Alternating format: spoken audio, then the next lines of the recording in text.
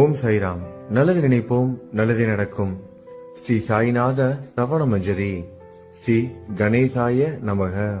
எல்லாவற்றிற்கும் ஆதாரமானவனே, மயூரேச்சவரா, எல்லாவற்றிற்கும் சாட்சியாக விளங்குபவனே, கௌரியின் புதல்வனே, எண்ணங்களுக்கெல்லாம் அப்பாற்பட்டவனே, பெருத்த வயிறுடையவனே, ஸ்ரீ கணபதியே என்னை காத்தருள்வீர்.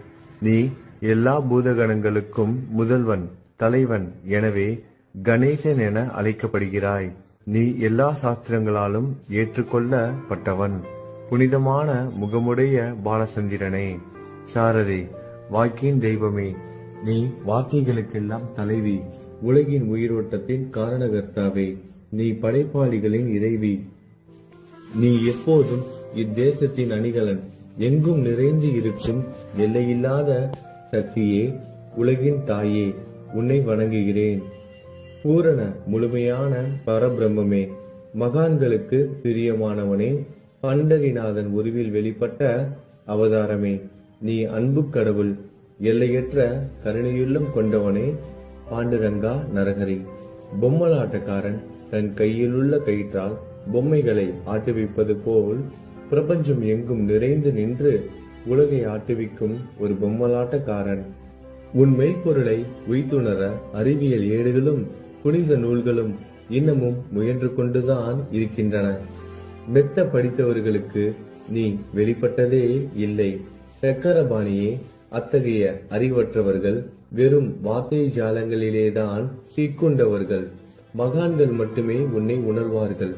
மற்றவர்கள் குழப்பமடைந்து உள்ளார்கள். உனக்கு பக்தியோடு கூடிய சாஷ்டாங்க நமஸ்காரத்தை செய்கிறேன்.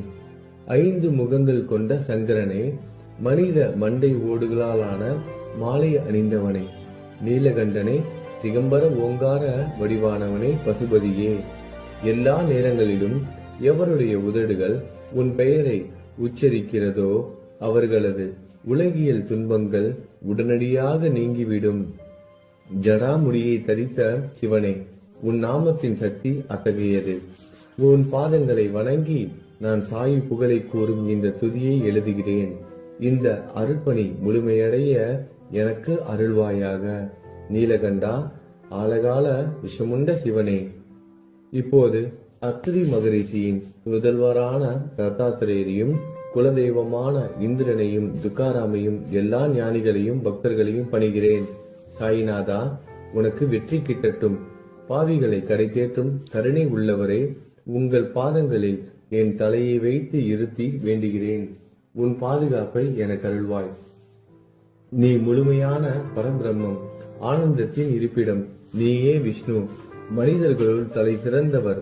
மன்மதனை எரித்த உமையொரு பாகனும் நீயே. நீ மனித வடிவில் தோன்றிய இறைவன், அறிவு என்னும் ஆகாயத்து சூரியன். நீ கருணை கடல், நீ பிறவி பிணிக்கு ஒரு அருமருந்து. நீ ஏழைகளுக்கும் கீழ்த்தட்டு மக்களுக்கும் விரும்பியதை கொடுக்கும் சிந்தாமணிக்கல். நீ உன் பக்தர்களை பரிசுத்தப்படுத்தும் தெய்வம். உலக வாழ்க்கை என்னும் சம்சார கடலில் மூழ்குபவர்களை காப்பாற்றும் ஓடம். நீ அஞ்சுபவர்களின் புகலிடம். நீ இந்த பிரபஞ்சம் தோன்ற முதற் காரணமான பரிசுத்த பேரின்ப பேருணர்வு சைதன்யம். நீ கருணையே உருவானவன். உனது பலவிதமான வெளிப்பாடுகளில் இந்த உலகமும் ஒன்று. நீ பிறப்பற்றவன், சாவும் உன்னை தொட முடிவது இல்லை. என் நீண்ட ஆழமான சிந்தனைக்கு பின் வெளிப்பட்ட கருத்தே இது. பிறப்பு இறப்பு என்பவை அஞ்ஞானத்தால் தோன்றும் வெளிப்பாடே. மகாராஜா, நீங்கள் இறப்பும் பிறப்பும் மற்ற சுதந்திர பறவை. தண்ணீர் நீரூற்றாக தோன்றினால் அதன் ஆதாரம் அங்கு இருப்பதாக அர்த்தமா? ஏற்கனவே அங்கு அது நிரம்பி இருந்தது. பூமியின் உள்ளே இருந்தது, ஊற்றாக வெளியே வந்தது, அவ்வளவுதான். மணற்படுகையில் நீர் ஊற்றாக வெளிப்பட்டதும் அது நீரோடை என்ற பெயர் பெற்றது. அதன் சரியான பெயர் ஊற்று. தண்ணீர் இல்லாவிட்டால் அது வெறும் மணற்படுகையே. அந்த மணற்படுகையில் தண்ணீர் ஊற்றாக வந்தாலும் அல்லது வற்றி போனாலும் தண்ணீருக்கு அதனால் ஒன்றும் ஆவது இல்லை. ஏனென்றால் தண்ணீர் அந்த மணற்படுகைக்கு எந்த விதமான முக்கியத்துவமும் கொடுப்பது இல்லை. ஆனால் அறியாமையால் மணற்படுகையோ நீர் நிரம்பி இருந்தால் அது பெருமைப்பட்டு கொள்கிறது. ஆகையால் நீர் வற்றியவுடனே அது மிகவும் மனவருத்தம் அடைகிறது. இந்த மனித உடலும் ஒரு விதத்தில் அந்த மணற்படுகை போன்றதே. புனித பேரின்ப நிலையை அந்த நீரூற்றின் தூய தண்ணீருக்கு ஒப்பிடலாம். இம்மாதிரி எண்ணற்ற மணற்படுகைகளை மனித உடல்கள் இருந்த போதிலும் அவற்றில் உள்ள நீர் பேருணர்வு எனப்படும் சைதன்யம் மட்டும் மாறுபடுவதே இல்லை. கருணை உள்ளவரே, நான் உங்களை ஆதியும் அந்தமும் இல்லாதவன் பிறப்பற்றவர் என கூறுவேன். அறியாமை என்னும் மலையை உடைக்க உதவும் இந்திரனின் கையில் இருக்கும் வஜ்ர ஆயுதம். இதுவரை இந்த பூமியில் எத்தனையோ எண்ணற்ற உயிரினங்கள் தோன்றி உள்ளன, இப்போதும் தோன்றிக் கொண்டுதான் இருக்கின்றன. வருங்காலத்தில் மேலும் எண்ணற்ற உருவங்கள் தோன்றதான் போகின்றன. அந்த ஒவ்வொரு தோற்றத்திற்கும் ஒரு தனி உருவமும் பெயரும் கிடைக்கும். இந்த உயிர்கள் ஒவ்வொன்றும் பெயராலும் தோற்றத்தாலும் மட்டுமே இவ்வுலகில் அடையாளம் காட்டப்படுகிறது. ஆகையால் அந்த சுத்த பேருணர்வு நிலையை நீ நான் என்று பிரித்து காட்டுவது சரியல்ல. ஏனென்றால் எது இரண்டாக தோன்ற முடியாதோ அதுவே உண்மையில் பரிசுத்த பேரின்ப பேருணர்வு சைதன்யம் எனப்படும். அது ஒன்றே அனைவரின் உள்ளும் ஆத்மா என்ற பெயரில் உள்ளது. மேலும் உண்மையை சொல்வதானால் அந்த ஒரே ஒரு சுத்த பேரின்ப பேருணர்வு நிலைதான் உலகம் முழுவதும் வியாபித்து இருக்கிறது.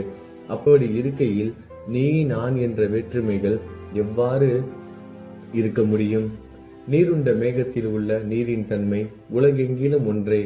ஆனால் அது பூமியை அடைந்ததும் வெவ்வேறு தோற்றங்களை நதி, ஏரி, ஊற்று ஏற்கின்றன. கோதாவரி மணற்படுகையில் விழும் நீர் கோதாவரி நதி என்றழைக்கப்படும். அதே சமயம் கிணறு ஒன்றில் விழும் நீருக்கு அந்த சிறப்பு தகுதி கிடைப்பது இல்லை. கோதாவரி நதி மிகவும் புனிதமானது. நீங்கள் அதில் உள்ள நீரை போன்றவர். நாங்கள் குளம், குட்டை, சகதியில் உள்ள நீர் போன்றவர்கள். நம் இருவருக்கும் இடையே உள்ள வித்தியாசம் இதுதான்.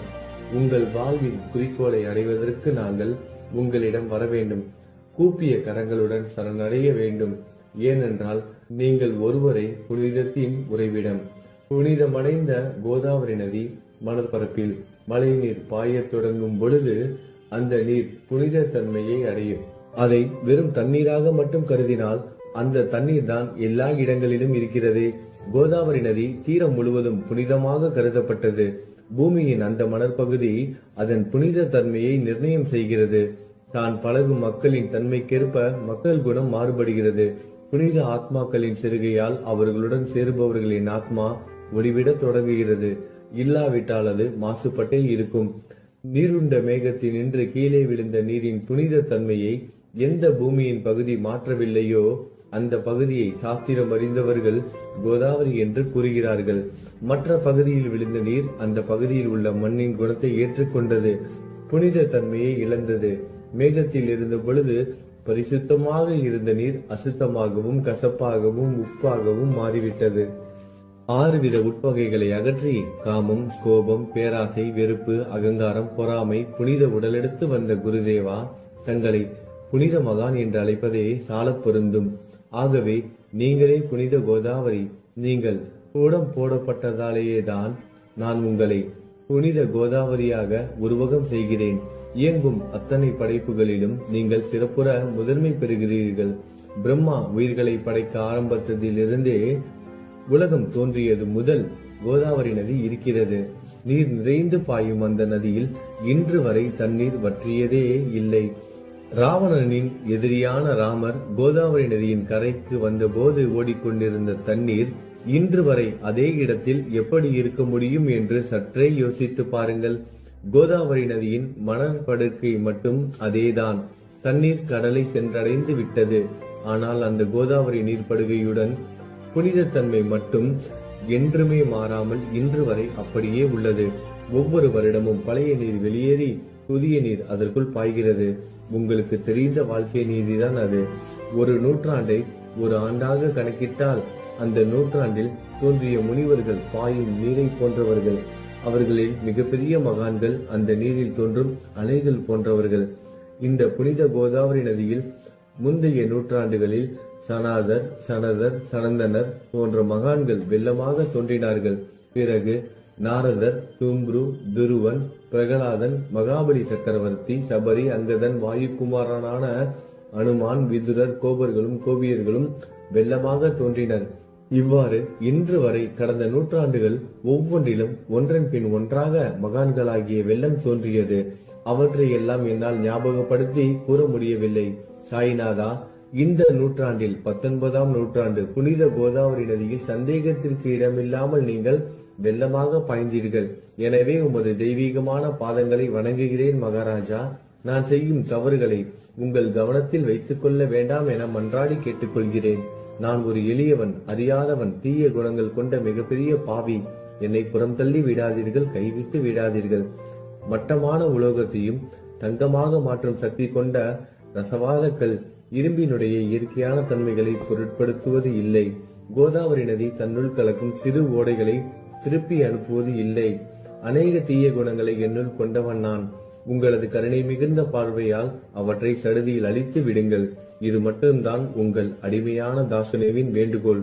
ரசவாத கல்லின் தொடர்பு ஏற்பட்டும் இரும்பின் இயற்கை தன்மைகள் அளிக்கப்படாவிட்டால் குருதேவா, அது ரசவாத கல்லின் பெருமைக்கு இழுக்கு அல்லவா? என்னை பாவியாகவே இருக்கும்படி விட்டு விடாதீர்கள். தங்களை குறைவாக மதிப்பிட்டுக் கொள்ளாதீர்கள். நீங்கள் ரசவாத கல், நான் இரும்பு. எனக்கு ஏற்படும் இழிவுகள் தங்களுக்கு ஏற்படும் இழிவுகள் அல்லவா? ஒரு குழந்தை தவறு செய்து கொண்டேதான் இருக்கிறது. ஆனால் அதற்காக தாயார் கோபமடைவது இல்லை. இதை தாங்கள் நினைவில் வைத்துக் கொண்டு எனக்கு உங்கள் அருள் ஆசிகளை தாருங்கள். சத்குரு சாய்நாதா, நீங்கள் எனது கற்பக விருட்சம், சம்சார கடலை கடக்க உதவும் கப்பல். சந்தேகத்திற்கு இடமின்றி நீங்கள் ஒருவர் மட்டுமே என்னை கடை தேற்ற முடியும். நீங்கள் எனக்கு காமதேனுவாகிய பசு. நீங்கள் சிந்தாமணிக்கல், ஞானவானில் சூரியன் தாங்கள். நீங்கள் நற்பண்புகளின் சுரங்கம், சொர்க்கத்திற்கு ஏறி செல்ல உதவும் ஏனி நீங்கள். புனித செயல்களின் நிறைகள் நிறைய கொண்டவரை, பரிசுத்தமானவரை, சாந்தி மற்றும் பேரின்பத்தின் மொத்த உருவமே, இரண்டாக இல்லாதவரை, வேறுபாடு இல்லாதவரை, அறிவு கடவுளே, குறைகளற்ற முழுமையான அறிவாக உருவெடுத்தவரே, மனிதர்களில் உன்னதமானவரே, சாந்தி மற்றும் மன்னிப்பதின் உறைவிடமே, பக்தர்களின் அடைக்கலமே, என்னை ஆசீர்வதியுங்கள், என்னை ஆசீர்வதியுங்கள். சத்குரு மச்சீந்திரநாதர். கலியுகம் ஆரம்பித்தவுடன் மகாவிஷ்ணுவால் உலகம் உய்ய அனுப்பப்பட்ட 9 நாதர்களில் ஒருவர் நீயே.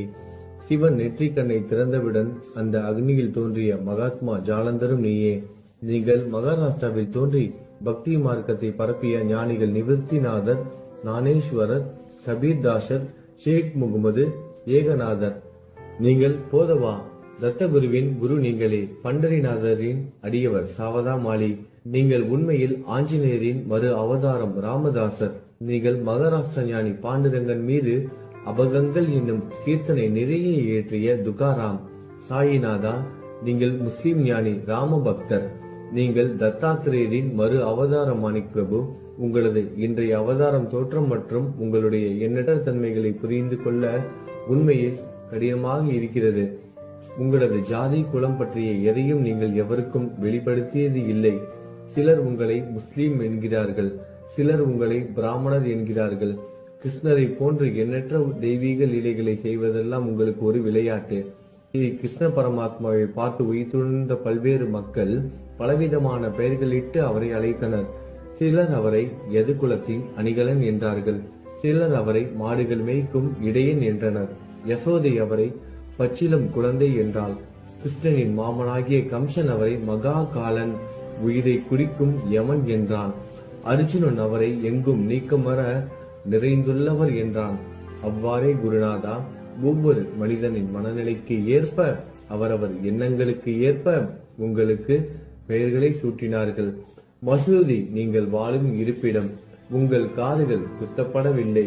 இந்து மத வழக்கப்படி காதுகள் குத்தப்பட வேண்டும். பாத்தியா ஓதுவதை பார்த்து நீங்கள் முஸ்லிம் என்று கூறுவது பொருத்தமானதே. கருணாமூர்த்தியே, அதேபோல் நீங்கள் அக்னியை வழிபடுவதை பார்த்து நீங்கள் ஒரு இந்து என்று முடிவு செய்யப்பட்டது. இந்த வெளிப்புற வித்தியாசங்களை வீண் விவாதம் செய்யும் எண்ணம் கொண்டவர்களே விரும்புவார்கள். உண்மையான ஞானத்தில் ஆர்வம் கொண்டவர்கள் இந்த வெளிப்புற வேறுபாடுகளுக்கு முக்கியத்துவம் தரமாட்டார்கள். நீங்கள் பிரம்மத்தின் நிலையில் இருக்கிறீர்கள். ஜாதி குலம் போன்றவை உங்களுக்கு முக்கியம் இல்லை. நீங்கள் எல்லோருக்கும் மேலான உயர்ந்த குருவாகவும் இந்த பிரபஞ்சத்தை படைத்தவராகவும் இருக்கிறீர்கள். முஸ்லிம் இந்துக்களுக்கிடையே பகைமை உணர்வு ஏற்பட்டதால் அவர்களுக்கிடையே இணக்கமான உறவையும் ஒற்றுமையையும் ஏற்படுத்துவதற்காகவே நீங்கள் மசூதியில் அமர்ந்து அக்னி வழிபாட்டை நடத்தி உங்கள் லீலைகளை பக்தர்களுக்கு காட்டினீர்கள். நீங்கள் ஜாதி மதங்களுக்கு அப்பாற்பட்டவர். நீங்கள் பிரம்மமே. உண்மையில் அதுவே நீங்கள் உண்மையில் எண்ணங்களுக்கும் அப்பாற்பட்டவர். உங்களை பற்றிய வாத பிரதிவாதங்கள், ஊகங்கள், ஆதாரம் இல்லாத கருத்துக்கள் நடமாடும் இடத்தில் என் வார்த்தைகளுக்கு முக்கியத்துவம் எப்படி கிடைக்கும்? ஆனால் உங்களை பார்க்கும் பொழுது என்னால் மௌனமாக இருக்க முடியவில்லை. வார்த்தைகளால் போற்றுதலே உலக வழக்கில் உள்ள ஒரே வழக்கம். ஆகையினால் உங்கள் அருளாசியுடன் வார்த்தைகளால் எப்படியெல்லாம் போற்ற முடியுமோ அவ்வண்ணமே போற்றி புகழ்கிறேன். கடவுளின் நிலையை விட மகான்களின் நிலை வேறுபட்டு மிக உயர்ந்ததாகவும் இருக்கும். மகான்களின் அருகில் நான் எனது போன்ற எண்ணங்களுக்கு இடமே இல்லை. கடவுளை வெறுத்ததால் இரணியகசிபுவும் ராவணனும் கொல்லப்பட்டனர். மகான்கள் கைகளால் இத்தகைய துசம்பவங்கள் ஏற்பட்டதே இல்லை. அரசன் கோபிசந்தன் முனிவர் ஜாலந்தரை சாணக்குவியலுக்குள் புதைத்தான். ஆனால் அந்த நிலையிலும் அரசரின் அந்த செயலுக்காக அந்த முனிவர் வருத்தப்படவே இல்லை. அரசரின் அந்த செயலுக்கு நேர்மாறாக அந்த அரசனை சம்சார சூழலில் இருந்து விடுவித்து அவனை முக்தியடைய செய்தார். மகான்களின் சக்தி இப்படிப்பட்டதே. அவற்றை விவரித்து கூற முடியாது. மகான்கள் சூரியனை போன்றவர்கள். அவர்கள் கருணை ஒளிவிட்டு பிரகாசிக்க கூடியது. மகான்கள் சந்திரனை போல் இதயத்திற்கு ஆறுதல் கொடுப்பவர்கள். சந்திரனின் மேன்மையான ஒளிக்கதிர்கள் போல் அவர்களது அருள் ஒளி வீசும். மகான்கள் இதமளிக்கும் கஸ்தூரி போன்றவர்கள். அவர்கள் அருள் அதன் நறுமணம் போன்றது. மகான்கள் சாறு நிரம்பிய கரும்பு போன்றவர்கள். அவர்களின் அருள் அந்த கரும்பு சாற்றினை போல் இனிப்பானது. நிச்சயமாக மகான்கள் நல்லவர்களிடமும் தீயவர்களிடமும் ஒரே விதமாக நடந்து கொள்கின்றனர். அதற்கும் மேலாக பாவிகளிடம் அவர்கள் காட்டும் அன்பு அளவிட முடியாதது. கோதாவரி நதியில் அழுக்கடைந்த துணிகளை சுத்தம் செய்யப்பட வேண்டி வருகின்றன. சுத்தமான துணிகள் கோதாவரி நதி நின்று வெகு தூரத்தில் பெட்டியிலேயே தங்கிவிடுகின்றன. பெட்டியில் வைக்கப்பட்டிருந்த அந்த துணியும் ஒரே ஒரு முறை கோதாவரி மணற்படுகைக்கு நன்றாக துவைப்பதற்காக வந்ததுதான். இந்த ஓமையில் பெட்டிதான் வைகுண்டம், நீங்களே கோதாவரி. கோதாவரி நதிக்கரையே நம்பிக்கை. எல்லா உயிரினங்களும் துணிகள். 6 விதமான மன விகாரங்களை அவற்றை பற்றியுள்ள அழுக்கு. அவை காமம், கோபம், கஞ்சித்தனம், மதம், பொறாமை, மோகம் என்பவையே. தங்கள் பாதார விந்தங்களை வணங்குவதை கோதாவரியில் செய்யப்படும் புனித குளியல் எல்லா பாவங்களையும் மன அழுக்குகள் போக்கி சமத்தரே எங்களை சுத்தப்படுத்தும். சம்சார வாழ்க்கையில் உழலும் மக்களாகிய நாங்கள் மேலும் மேலும் பாவம் செய்கிறவர்களாக இருக்கிறோம். எனவே மகான்களின் தரிசனம் பெறுவதற்கு நாங்கள் தகுதியுடையவர்கள் ஆகிறோம். கோதாவரி நதியில் தண்ணீர் நிரம்பி உள்ளது. படித்துறையில் துவைப்பதற்காக துணிகள் வருகின்றன. அவை துவைக்கப்பட்டு சுத்தப்படுத்தப்படாவிட்டால் அது கோதாவரி நதிக்கல்லவா இலக்கை தேடி தரும். நீங்கள் அடர்ந்த இலைகளுடன் கூடிய நிழலையும் குளிர்ச்சியையும் தரும் மரம். உண்மையில் நாங்கள் வழிபோக்கர்கள். எங்களை 3 வித துக்கங்கள், இயற்கை இடர்பாடுகளால் வரும் துன்பங்கள், நமது உடலுக்கு வரும் நோய் நொடிகள், அஞ்ஞானத்தால் நிரம்பிவிடும் பாவ மூட்டை எனப்படுவையில் சுட்டரிக்கின்றன. கருணாமூர்த்தியே, அந்த சுட்டரிக்கும் 3 வித தாபங்களின் வெப்பத்திலிருந்து எங்களை காப்பாற்றும். தங்கள் அன்பு மிகுந்த கருணை என்னும் குளிர் நிழல் இந்த சம்சாரம் என்னும் வாழ்க்கை கடலை கடக்க உதவும் தன்மை கொண்டது. மரத்தின் அடியில் அமர்ந்தும் ஒருவன் சூரியனின் சுட்டரிக்கும் வெப்பத்தை உணர்ந்தால் அந்த மரத்தை நிழல் தரும் மரம் என்று கூற முடியுமா? பாருங்கள், உங்கள் அருளின்றி இந்த உலகில் நல்லது என்பது ஏற்படுவது இல்லை.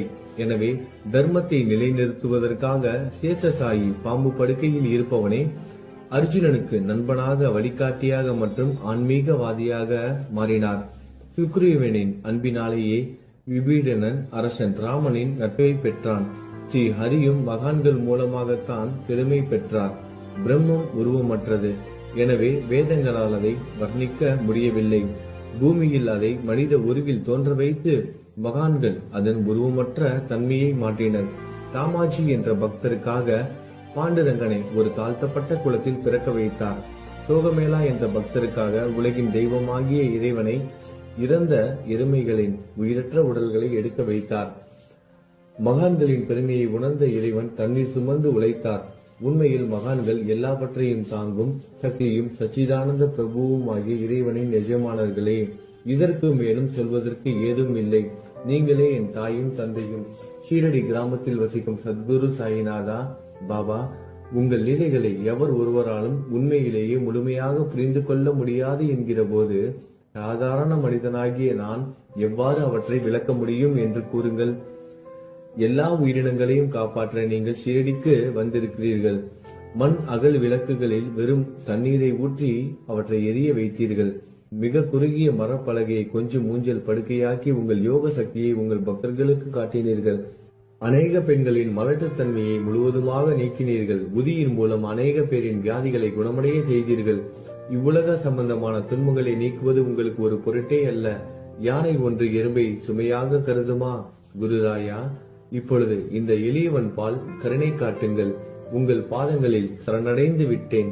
என்னை திருப்பி அனுப்பி புறம் தள்ளி விடாதீர்கள். மகாராஜ், நீங்கள் அரசர்களுக்கெல்லாம் அரசன். நீங்கள் குபேரனை விட செல்வம் அடைந்தவர். நிச்சயமாக தன்னிகரற்ற வைத்தியர். உங்களை விட மேலானவர் எவரும் இல்லை.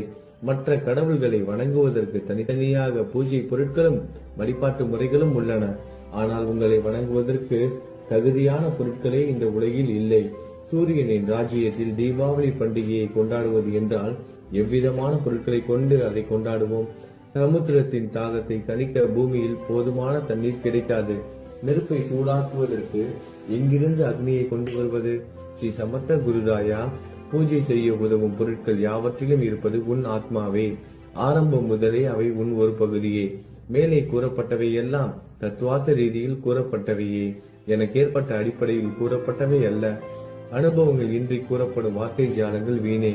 சம்பிரதாய சடங்குகளின்படி உங்களுக்கு பூஜை செய்ய வேண்டும் என்றால் அதனை செய்வதற்கு தேவையான பூஜை சாமான்கள் என்னிடத்தில் இல்லை என் குருநாதா. கருணையுடையவரை, அடிக்கடி என் கற்பனை திறனின் அடிப்படையில் உங்களுக்கு நான் வழிபாடு செய்கிறேன். அந்த வழிபாட்டை இந்த அடிமையிடமிருந்து ஏற்றுக்கொள்ளுங்கள். இப்போது என் அன்பு கண்ணீரால் உங்கள் கால்களை கழுவுகிறேன். உண்மையான பக்தி என்னும் சந்தனத்தை அரைத்து சாந்தாக்கி உமக்கு இடுகிறேன். அழகிய வார்த்தைகளால் எழுதப்பட்ட இந்த துதி என்னும் கம்னியை உமக்கு அணிவிக்கிறேன். இந்த புகழ் மாலையை உங்கள் கழுத்தை சுற்றி அணிவிக்கிறேன். என் கெட்ட குணங்களை தூபமாக்கி உமக்கு முன் எரிய விடுகிறேன். தீய குணங்களின் கூட்டு பொருளே ஆனாலும் அது எரியும் போது அதிலிருந்து தீய வாசனை எழுவது இல்லை. சத்குருவுக்கு முன்பு இல்லாமல் வேறு எங்காவது இந்த தூபம் எரியவிடப்பட்டால் அங்கெல்லாம் அந்த தூபத்தின் நிலை கீழே கொடுத்த மாதிரி ஆகும். அதாவது சாம்பிராணியை நெருப்பில் போட்டவுடன் அது பொசுங்கி அதில் உள்ள நல்ல மனம் என்ற நற்குணம் அதை விட்டு மறைந்து போகிறது. சத்குருவே, உமக்கு முன் அதை எரியவிட்டால் இதற்கு மாறாக நிகழ்கிறது. தீய தன்மைகள், அழுக்குகள் அக்னியில் எரிந்து விடுகின்றன. உலகம் பார்த்து சந்தோஷப்படும் வகையில் அதன் நற்குணம் அதிலேயே தங்கிவிடும். மனதில் உள்ள தீய குணங்கள் யாவும் எரிந்த பிறகு மனம் மாசற்றதாகிறது. கங்கையில் உள்ள மாசுக்கள் நீங்கியவுடன் கங்கை புனிதமடைகிறது. மாயை, மோகம் என்ற தீபத்தை உமக்கு ஏற்றி காட்டுகிறேன். அதன் மூலம் என் மனம் வைராக்கியத்தை அடைய அருள் செய்வீராக. குருராயா, பரிசுத்தமான நம்பிக்கை என்ற சிம்மாசனத்தை நீங்கள் என்னுள் அமர்வதற்கு ஆசனமாக உமக்கு தருகிறேன். அதை பெற்றுக்கொண்டு எனது பக்தி என்ற நைவேத்தியத்தை ஏற்றுக்கொள்ளுங்கள். பக்தி என்ற நைவேத்தியத்தை ஏற்றுக்கொண்டு அதன் சாரத்தை எனக்கு கொடுப்பீராக. ஏனெனில் நான் உமது பால்குடி மாறாத பச்சிலம் குழந்தை. உங்கள் அருட்பாலில் எனக்கு உரிமை உண்டு. எனது மனதையே உமக்கு தட்சணையாக கொடுக்கிறேன். ஆகையால் நான் செய்யும் காரியங்கள் யாவற்றிலும் நான் செய்பவன் என்று உரிமை கொண்டாட முடியாது. ஏனென்றால் நினைக்கும் மனதை தான் உமக்கு அர்ப்பணித்து விட்டேனே. இப்பொழுது பணிவுடன் கூடிய பிரார்த்தனையோடு உங்களை சாஷ்டாங்கமாக நமஸ்காரம் செய்கிறேன். தெய்வீக சாயிநாதா, தயவு செய்து நீங்கள் அதை ஏற்றுக்கொள்ளுங்கள். 8 பிரார்த்தனைகள். சாயிநாதா, சாந்தமான மனமுடையவரே, அறிவின் சிகரமே, அன்புள்ளம் கொண்டவரே, கருணை கடலே, உண்மையின் உறைவிடமே, மாயை என்னும் இருளை அகற்றுபவரே, ஜாதி மதங்களுக்கு அப்பாற்பட்ட துறவியே, எங்களின் புரிந்து கொள்ளும் திறமைக்கும் அப்பாற்பட்டவரே, அன்பின் இருப்பிடமே, ஷீரடி நாதா, என்னை காப்பாற்றும் ஞான சூரியனே, ஞானத்தை அளிப்பவரே, எல்லாவித நல்ல செயல்களையும் செய்பவரே, பக்தர்களின் மனங்களில் ஒளிரும் பரமஹம்சரே, எங்களை சரணடைந்தவர்களை காப்பவரே, படைக்கும் தொழில் புரியும் பிரம்மாவே நீங்கள், காக்கும் கடவுள் விஷ்ணுவே நீங்கள், 3 உலகங்களையும், பூவுலகம், சொர்க்கம், நரகம், கடைசியில் லயமடைய செய்யும் ருத்திரனும் சிவனும் நீங்களே. நீங்கள் இல்லாத இடமே இந்த பூமியில் ஏது? எல்லாம் அறிந்த இறைவன் நீங்கள். நீங்கள் அனைவரின் இதயங்களிலும் வசிப்பவரும் நீங்களே. எனது எல்லா குற்றங்களையும் மன்னிக்க வேண்டும் என வேண்டி கேட்டுக்கொள்கிறேன். அலை அலைகளாக வரும் சந்தேகங்களையும் மனமயக்கங்களையும் போக்குவீராகுக. நீங்கள் பசு, நான் புதிதாக பிறந்த இளம் கன்று. நீங்கள் சந்திரன், நான் சந்திர காந்தக்கல். தங்கள் பாதங்கள் கங்கை நதி, புண்ணியத்தை தருவதால் பணிவுடன் இந்த அடிமை உங்களுக்கு தலை வணங்குகிறேன். உங்கள் கைகளை என் தலை மீது வைத்து ஆசி கூறுங்கள். கவலைகளும் துன்பங்களும் பறந்தோடட்டும். நான் உங்கள் அடிமை. இந்த 8 துதிகளையும் கூறி நான் உங்களை சாஷ்டாங்கமாக நமஸ்கரிக்கிறேன். எனது பாவங்கள், துயரங்கள், ஏழ்மை யாவும் உடனடியாக விலகட்டும். நீங்கள் பசு, நான் கன்று குட்டி. நீங்கள் தாய், நான் உங்கள் குழந்தை. என் மீது கடுமை காட்டாதீர்கள். நீங்கள் மேற்கு தொடர்ச்சி மலைப்பகுதி மலையகிரியில் உள்ள சந்தனம், நான் முள் அடர்ந்த புதர். நீங்கள் புனிதமான கோதாவரி நீர், நானோ பெரும் பாவி. குருநாதா, உங்கள் தரிசனம் கிடைத்த பிறகும் என்னிடம் உள்ள கெட்ட குணங்கள் என்ற அழுக்கு என் மனதிலேயே தங்கி இருக்குமானால் உங்களை சந்தனம் என்று யார் கூறுவார்கள்? கஸ்தூரியின் அருகாமையில் உள்ள மண்ணும் உயர்வாக போற்றப்படுகிறது. மலரின் தொடர்பினால் தானே அதன் நாரும் தலையில் உயர்ந்த இடத்தை பிடிக்கிறது. மலரால் மனம் பெற்ற நாற்போல் மகான்களும் அப்படிப்பட்டவர்களே. அவர்களுடன் தொடர்புடைய எந்த பொருளும் மிகவும் உயர்வாக மதிக்கப்படுகிறது. சிவபெருமான் விபூதி, லங்கோடு, நந்தி ஆகியவற்றை ஏற்றுக்கொண்டதால் 8 திக்குகளிலும் அந்த பொருட்கள் புகழப் பெறுகின்றன. இடையர்களை மகிழ்விப்பதற்காக யமுனை நதிக்கரையில் உள்ள பிருந்தாவனத்தில் உலகிற்கெல்லாம் இறைவன் தகிகாலா உரியடி விளையாட்டு என்ற விளையாட்டை விளையாடினான். அதுவும் அறிவுடையோர் மத்தியில் ஏற்றுக்கொள்ளப்பட்டது. ஆகவே நான் பாவியான போதிலும் உங்கள் சேவையில் ஈடுபட்டு உள்ளேன். குருநாதரே, என் நிலைமையை பற்றி உம்மனதில் எண்ணி பாரும்.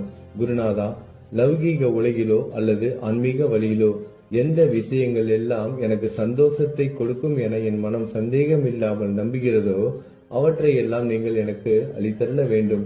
உமது கருணையால் இந்த மாதிரி செய்துவிடும். எனது மனதை அடக்கி விடுங்கள். சமுத்திரங்கள் எல்லாம் தித்திப்பாக மாறினால் பிறகு அவை உப்பு கரிக்குமே என்ற பயம் தோன்றாதே. சமுத்திரத்தை தித்திப்பாக்கும் சக்தி உங்களுக்கு உண்டு.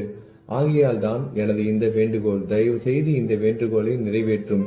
என்னிடம் என்னென்ன குறைகள் உண்டோ அவை அனைத்தும் உங்களுடையதே. ஆத்ம ஞானம் பெற்றவர்களில் முதலிடத்தில் உள்ள உங்களிடம் குறை என்பதை பொருந்தாதே. இப்போது இதற்கு மேலும் நான் ஏன் அதிகம் பேச வேண்டும்? நீங்கள் தான் எனது ஒரே அடைக்கலம். தாயின் இடுப்பில் உள்ள குழந்தை இயல்பாகவே பயமற்று இருக்கும். மகாராஜ், இந்த துதியை எவரவர்கள் அன்புடன் படிக்கிறார்களோ அவர்கள் ஒவ்வொருவரின் ஆசைகளை தயவு செய்து நிறைவேற்றும். இந்த துதியை படிப்பவர்களின் 3 வித தாபங்களையும், இயற்கை இடர்பாடுகளில் வரும் துன்பங்கள், நமது உடலுக்கு வரும் நோய் நொடிகள், அஞ்ஞானத்தால் நிரம்பிவிடும் பாவம் மூட்டை 1 ஆண்டிற்குள் விலகிவிடும் என்பதை இந்த துதிக்கு உங்களது ஆசையாக என்றென்றும் நிரந்தரமாக இருக்கட்டும். குளித்து முடித்துவிட்டு மனதில் முழுமையான நம்பிக்கையுடன் தொடர்ந்து இந்த துதியை பாராயணம் செய்ய வேண்டும். அப்படி முடியாவிட்டால் வாரம் வாரம் வியாழன் தோறும் சத்குருவை வணங்கி அவர் உருவை தியானம் செய்து கொண்டு இந்த துதியை பாராயணம் செய்யுங்கள். இதுவும் கூட முடியாவிட்டால் மாதம் மாதம் வரும் 2 ஏகாதசி தினங்களில் இந்த துதியை பாராயணம் செய்யுங்கள். இது ஏற்படுத்தும் விளைவுகளை பார்த்து அதிசயப்படுவீர்கள். குருமூர்த்தியான சாயிநாதர் இந்த துதியை பாராயணம் செய்பவர்களுக்கு இவ்வுலகியல் ஆசைகளை முழுமையாக உடனடியாக நிறைவேற்றுவார். இந்த துதியை திரும்ப திரும்ப பாராயணம் செய்வதால் முட்டாள்கள் கூர்மையான புத்தியை அடைவார்கள். யாராவது வாழ்நாளாவது குறைவானதாக இருப்பின் இந்த துதியை அவர்கள் படிப்பதால் 100 ஆண்டு காலம் வாழ்வார்கள். இந்த துதியை தொடர்ந்து பாராயணம் செய்து வந்தால், செல்வம் குறைவாக இருந்தால், ஏழையாக இருந்தால், செல்வத்தின் அதிபதி குபேரன் அவர்கள் வீட்டிற்கு வந்து தங்கி அவர்களுக்கு ஏவல் புரிவான். இது சத்தியம், இது சத்தியம், இது சத்தியம் என 3 முறை கூறுகிறேன். குழந்தை செல்வம் இல்லாதவர்கள் இந்த துதியை தொடர்ந்து படித்து வந்தால் குழந்தை செல்வம் பெறுவர். இந்த துதியை படிப்பவர்களின் வியாதிகள் எல்லா பக்கங்களிலும் பறந்தோடிவிடும். வியாதியை நின்று குணம் கிடைக்கும். இந்த துதியை திரும்ப திரும்ப படிப்பதால் பயம் மற்றும் கவலை மறைந்து போகும். மதிப்பும் மரியாதையும் கிடைக்கும். அழிவற்ற பிரம்மத்தை உணர்வார்கள். பிரம்ம ஞானம் கிட்டும். அறிவுடையோரே, இந்த துதியின் மீது உங்கள் இதயங்களில் முழுமையான நம்பிக்கை வையுங்கள். சந்தேகங்கள், நம்பிக்கையின்மை, தவறான எண்ணங்கள் ஆகியவற்றிற்கு கொஞ்சம் கூட மனதில் இடம் கொடுக்காதீர்கள். சீரடிக்கு புனித பயணம் மேற்கொள்ளுங்கள். பாபாவின் தாமரை பாதங்களை மனதில் நிறுத்துங்கள். அவர் அனாதைகளின் உறவினர், பக்தர்களின் விருப்பங்களை நிறைவேற்றும் கற்பகத்தரு. பாபாவால் உணர்வூட்டப்பட்டு இந்த துதியை நான் இயற்றினேன். இல்லாவிட்டால் எவ்விதமான முக்கியத்துவமும் இல்லாத என்னால் இந்த துதியை எவ்வாறு எழுத முடியும்? சக ஆண்டு 1840, ஆங்கில ஆண்டு 1918 புரட்டாசி மாதம் வளர்பிறையில் விநாயகர் சதுர்த்தி என்று திங்கட்கிழமை 2வது யாமத்தில் சூரிய உதயத்திற்கு முன் இந்த பாமாலை நிறைவு செய்யப்பட்டது. புனிதம் வாய்ந்த நர்மதா நதிக்கரையில் இந்தூருக்கு அருகில் உள்ள ஊரான மகேஸ்வர சேத்திரத்தில் ஸ்ரீ அகல்யாதேவியின் சந்நிதியில் ஸ்ரீ சாய்நாதரை போற்றி பாடும் இந்த தவண மஞ்சரி நிறைவடைந்தது. மகேஸ்வரம் என்ற புனித ஸ்தலத்தில் இந்த துதி நிறைவடைந்தது. ஸ்ரீ சாய்நாதர் என் மனதிற்குள் புகுந்து இந்த துதியின் ஒவ்வொரு வார்த்தையையும் என்னை கூற வைத்தார். எனது சீடன் தாமோதரன் இதை நான் கூற எழுதினான். தாஸ்கனுவாகிய நான் எல்லா ஞானிகள் மற்றும் துறவிகளின் வேலையால் எங்கும் மங்களம் பொங்கட்டும். ஸ்ரீ சாய்நாதரை போற்றி பணிவுடன் எழுதப்பட்ட இந்த ஸ்ரீ சாய்நாத தவணமஞ்சரி என்ற துதி பாராயணம் செய்பவர்கள் சம்சார கடலை கடக்க உதவட்டும். இது ஸ்ரீ பாண்டுரங்கனுக்கு தாஸ்கனுவின் நம்பிக்கை மற்றும் பணிவோடும் கூடிய பிரார்த்தனை. ஓம் சாய்ராம். நல்லதே நடக்கட்டும். ஓம் சாய்ராம். மங்களம், சுபமங்கலம்.